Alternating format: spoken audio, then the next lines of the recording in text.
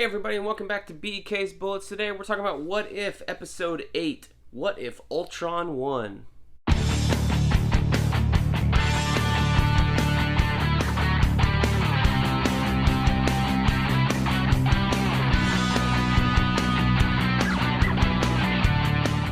Hey everybody, and welcome back to BK's Bullets. As always, I'm your host, Brent, and today we're talking about What If Episode 8, entitled What If Ultron Won. But before we jump into the review, let me ask you to please do one thing. Please help me and subscribe. Helps me out, helps the channel grow, lets you know when I drop new videos, all that good stuff. So, well, I think it's kind of easy to say now that What If is now the bottom barrel Marvel show. Absolutely. Yeah, I did not like this episode for different reasons than I've disliked some of the other ones. I mean, some of the other ones I've complained about characterization or them not really thinking through really the idea of the plot. And I would say you could kind of do that here as well. I think my main complaint with this episode is the logic behind it. I don't have a problem with saying to explore what if Ultron won, which they did explore here, but it's not the story they told. They told that story in about 5 minutes about how Ultron won.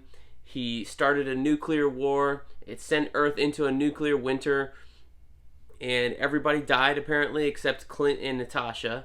And then Thanos shows up.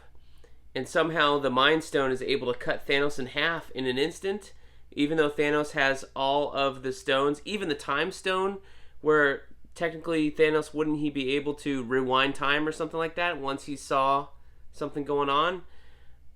It was just, I mean, you have some of these moments in What If comics where it just doesn't make sense, and this is the one, this was like the jump off point here for me in this episode, where it was like, well, that doesn't make sense. If you have 5 stones and Ultron has 1 stone, how does that 1 stone outbeat the 5? If these are the most powerful things in the universe, as Marvel had been setting up for the last 10 years throughout 18 films, it doesn't make sense on why the Mind Stone would be able to defeat all the other 5 stones and Thanos in that one instant. So, okay, you jump off there, right? The other thing I did not agree with in this episode is this moment where it was like the Clint moment, the Hawkeye moment, where they pulled a reversal of what happened in Endgame to where Clint said, you know, he's going to die and save Natasha. Well, I wholeheartedly disagree with this idea of, you know, the cool thing about What If is that we can give you alternate versions of moments you saw in the Marvel Universe. No.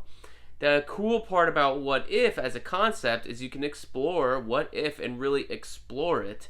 It's not really meant to show reversals of moments that you've already established in TVs and films.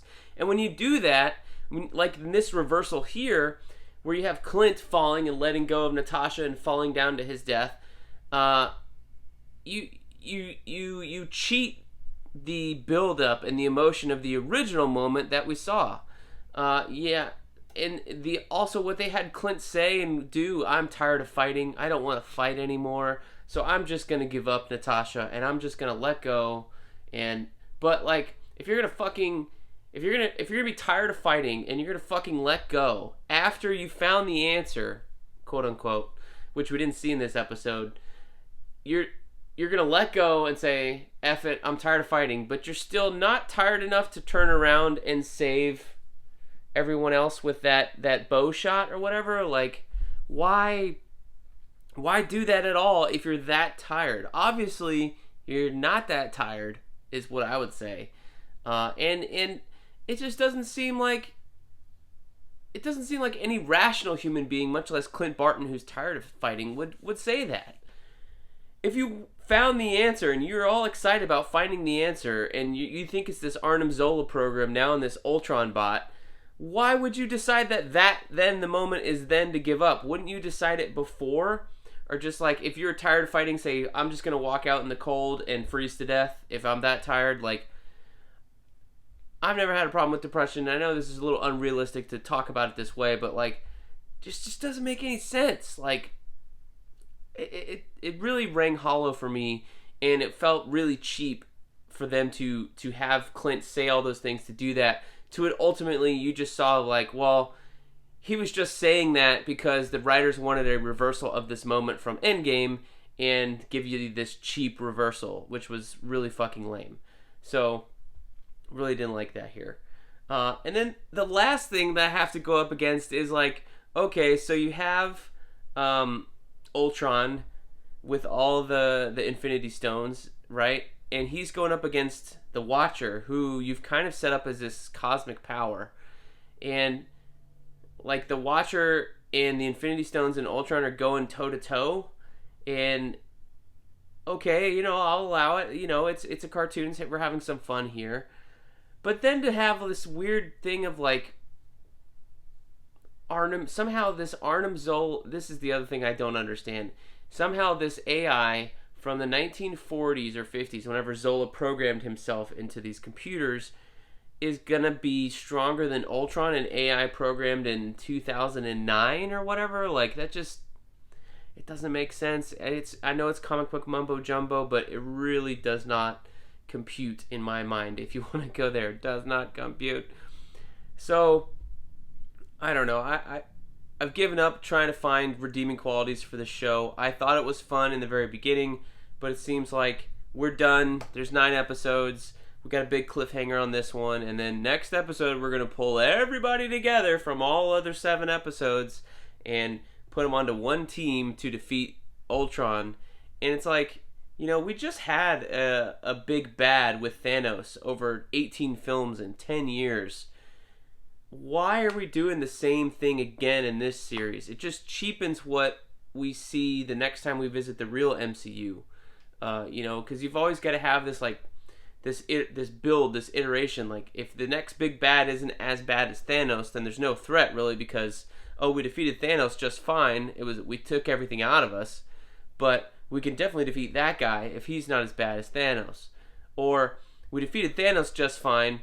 Now here's Ultron, some other version of Thanos with the Infinity Stones, and yeah, there's a way to defeat him too, and it involves an AI instead of, what they had to do in Endgame. So it just, this constant leveling up is something that I wish they didn't do, at least in this episode, of like, or just making this what if a whole tie-in show, that everything ties in together after all.